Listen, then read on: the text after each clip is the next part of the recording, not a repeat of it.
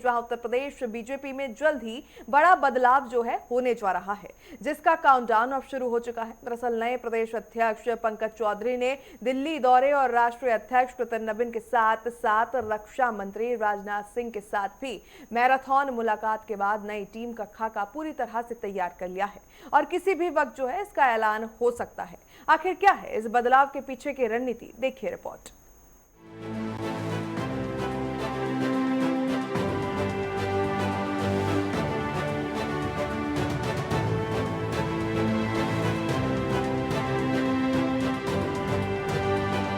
उत्तर प्रदेश की सियासत में हलचल तेज हो गई। यूपी बीजेपी संगठन में अगले 24 से 48 घंटों के भीतर एक बहुत बड़ा और ऐतिहासिक फेरबदल होने जा रहा है। दिल्ली से लेकर राजधानी लखनऊ तक शीर्ष नेतृत्व ने नई टीम की फाइनल लिस्ट पर अपनी मुहर लगा दी है। नए प्रदेश अध्यक्ष पंकज चौधरी की दिल्ली में राष्ट्रीय अध्यक्ष नितिन नवीन और रक्षा मंत्री राजनाथ सिंह से खास मुलाकात के बाद अब कभी भी नई कार्यकारिणी का आधिकारिक ऐलान हो सकता है। आगामी चुनौतियों को देखते हुए इस बार पूरी टीम को नए सिरे से रिस्ट्रक्चर किया गया। सूत्रों की माने तो पार्टी अपने सभी 6 संगठनात्मक क्षेत्रों यानी क्षेत्रीय इकाइयों के अध्यक्षों को बदलने की पूरी तैयारी है। यही नहीं बल्कि प्रदेश कार्यकारिणी में इस बार कई दिग्गजों की छुट्टी होने वाली है और उनकी जगह नए और ऊर्जावान चेहरों को शामिल किया जाएगा। वहीं पुरानी टीम से केवल 2 महामंत्रियों को ही दोबारा मौका मिलने की संभावना है, जिनमें एक ब्रिज और एक पूर्वांचल क्षेत्र से हो सकते हैं। बदलाव की ये बयार सिर्फ मुख्य संगठन तक सीमित नहीं, पार्टी की मुख्य विंग जैसे युवा मोर्चा, महिला मोर्चा और अन्य मोर्चों के अध्यक्ष भी बदले जा रहे हैं। इस बार महिलाओं की भूमिका में बड़े बदलाव देखने को मिल सकते हैं। कई पूर्व सांसदों और वर्तमान पदाधिकारियों की जगह महिला मोर्चा की जमीनी स्तर पर सक्रिय नए चेहरों को आगे लाया जा सकता है। चुनावी साल और भविष्य की चुनौतियों को देखते हुए इस बार उत्तर प्रदेश बीजेपी की प्रदेश कार्यकारिणी का आकार पहले से काफी बड़ा रखा जाएगा, ताकि प्रदेश से ज्यादा नेताओं और कार्यकर्ताओं को सीधे काम पर लगाया जा सके। इस महा फेरबदल के पीछे बीजेपी का सबसे बड़ा दांव सामाजिक और जातीय समीकरणों को साधना है। एक जाति एक पद के नए फॉर्मूले के साथ इस बार पिछड़े वर्ग और दलित वर्ग को संगठन में सबसे ज्यादा प्रतिनिधित्व देने की रणनीति बनाई गई है। मुख्यमंत्री योगी आदित्यनाथ के रिफॉर्म, परफॉर्म और ट्रांसफॉर्म के मंत्र पर चलते हुए संगठन ने साफ कर दिया है कि उत्तर प्रदेश में विकास की गति के साथ साथ संगठन की धार को भी कम नहीं होने दिया जाएगा। ये नई टीम न सिर्फ सरकार की लोक कल्याणकारी योजनाओं को जन जन तक पहुंचाएगी, बल्कि विपक्ष के हर सियासी नैरेटिव को ध्वस्त करने का काम भी करती नजर आएगी। ये तो साफ है कि बीजेपी के इस बड़े बदलाव के जरिए उत्तर प्रदेश में अपनी अजेय बढ़त को बरकरार रखने के लिए पूरी तरह से तैयारी हो चुकी है।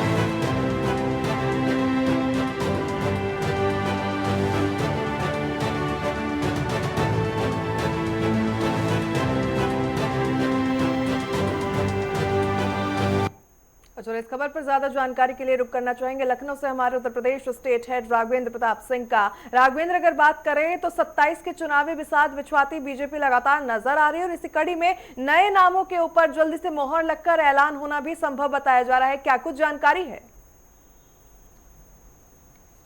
बिल्कुल प्रगति, वर्षों के इंतजार की वो घड़ी अब आने वाली है जहां पे भारतीय जनता पार्टी की ये जो बदलाव की सूची है वो जारी होगी, क्योंकि इसके पहले भी जब भूपेंद्र चौधरी प्रदेश अध्यक्ष बने तो उसके बाद से तमाम कयास लगाए जा रहे थे कि अब संगठनात्मक रूप से काफ़ी कुछ बदलाव देखने को मिलेंगे। मीडिया की जो टीम है वो बदली जाएगी, नई प्रवक्ताओं की फौज आएगी, लेकिन भूपेंद्र चौधरी भी उसमें कुछ बदलाव नहीं कर पाए थे। अब जब पंकज चौधरी आए तो पंकज चौधरी के प्रदेश अध्यक्ष बनने के बाद से ही लगातार एक कवायद चल रही थी कि अब जल्द ही ये सब नया लिस्ट आएगा और एक नई सूची देखने को मिलेगी। इस सूची को लेकर के परसों ही ऐसी जानकारी मिल रही थी कि ये सूची आ जाएगी, लेकिन जहां पे अग्निकांड की घटना घटी उसके बाद से ये सूची रोक दी गई थी। अभी कुछ ही देर में विनोद तावड़े से पंकज चौधरी की मुलाकात होनी है और इसके पहले अमित शाह से भी मुलाकात हो गई और लिस्ट लगभग फाइनल है। और सूत्रों से जो जानकारी मिल रही है, जो नई एक सूची गई थी, उस सूची में 2-3 नामों को छोड़कर व्यापक स्तर पर बदलाव किए गए हैं। 2027 में चूंकि उत्तर प्रदेश में विधानसभा का चुनाव होना है, ऐसे में जाति, क्षेत्रीय और महिला सारे संतुलन को साधते हुए सूची लाई जा रही है, क्योंकि जिस तरह से नारी शक्ति बंधन लाया गया था पीएम मोदी द्वारा, उसके बाद से महिलाओं की सहभागिता भी दिखाना भारतीय जनता पार्टी के लिए जरूरी हो गया है। तो ऐसे कयास लगाए जा रहे हैं, ऐसी संभावना दिख रही है कि इस सूची में भी महिला प्रतिनिधित्व की संख्या बढ़ती हुई दिखाई दे। इसके अलावा हम अन्य संगठन की बात कर लें तो उसमें भी व्यापक बदलाव देखने को मिल रहे हैं, क्योंकि 2027 के अगर विधानसभा चुनाव में भारतीय जनता पार्टी को जानी है तो ये जो बदलाव हो रहे हैं, जो नई एक सूची आ रही है, ये सूची में 2027 विधानसभा चुनाव को हर जाति संतुलन, क्षेत्रीय संतुलन, महिला संतुलन और अन्य जो भी संतुलन बन सकते हैं, सारे संतुलन को साधते हुए ये सूची बनाई गई है, जिसके आने की संभावना प्रबल है कि आज शाम तक या कल सुबह दोपहर तक ये सूची आ जाए। लेकिन ज़्यादा कयास यही लगाया जा रहा है कि विनोद तावड़े से मुलाकात के बाद से ये सूची बाहर आ जाए। जी प्रगति। बिल्कुल, ऐसे में राघवेंद्र अगर बात करें, लगातार बीजेपी जो है चुनावी मोड में एक्शन लेती नजर आ रही है और इस कड़ी में सूची का जो है इंतजार कहीं ना कहीं सभी को है, क्योंकि बात ये कही जा रही है कि फिलहाल जिन महामंत्रियों के ऊपर दायित्व है, जिम्मेदारियां हैं, उनमें से सिर्फ और सिर्फ 2 नाम ऐसे हो सकते हैं जिन्हें आगे कंटिन्यू किया जाएगा। तो कहीं ना कहीं उनके काम से या तो संगठन जो है वो संतुष्ट नहीं था या फिर युवा चेहरों को मौका देता संगठन नजर आएगा, क्योंकि मात्र 2 महामंत्रियों को रिपीट करना अपने आप में बड़ा सवाल खड़ा कर देता है।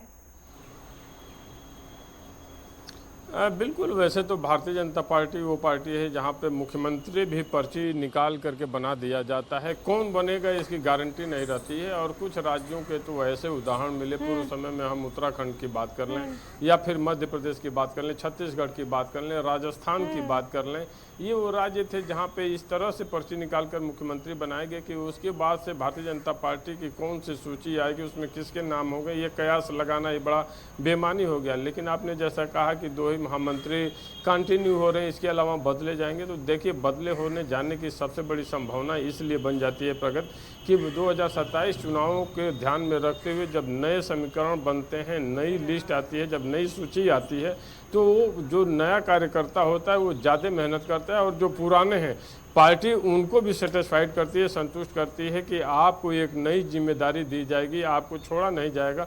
तो इसी बहाने 2 लोगों को एक साथ साधने में पार्टी सफल रहती है। और चूंकि 2027 का चुनाव होना है तो ऐसे में नए कार्यकर्ताओं को लाना, एक नई फौज, नई टीम बनाना भारतीय जनता पार्टी ज़्यादा अच्छा समझती है। इसीलिए ऐसी संभावना भी दिख रही है कि युवाओं को ज़्यादा तरजीह दिया। एक बात साफ है कि इस बार भारतीय जनता पार्टी से जुड़े, संगठन से जुड़े, एबीपी से जुड़े कार्यकर्ताओं को ज़्यादा प्रतिनिधित्व मिल सकता है उस तुलनात्मक कि बाहरी दलों से आए हुए नेताओं को जितना जगह मिलता है, वैसे में भारतीय जनता पार्टी के कार्यकर्ताओं को इस सूची में सम्मान मिलता हुआ दिखाई दे सकता है। जी प्रगति। बिल्कुल, ऐसे में राघवेंद्र अगर उत्तर प्रदेश की राजनीति की बात करें तो समाजवादी पार्टी जो है वो बीजेपी को टक्कर देती नजर आती है और समाजवादी पार्टी या तो पीडीए के फॉर्मूले पर लड़ती है या एमवाई के समीकरण को आगे बढ़ाती है। एमवाई का समीकरण कहीं ना कहीं बीजेपी ने उसकी काट तो जो है खोज ली है बिहार विधानसभा चुनाव में, मुस्लिम यादव की जगह महिला युवा कर दिए हैं। लेकिन पीडीए को अभी भी तोड़ पाना कहीं ना कहीं एनडीए के लिए चुनौती हो सकता है।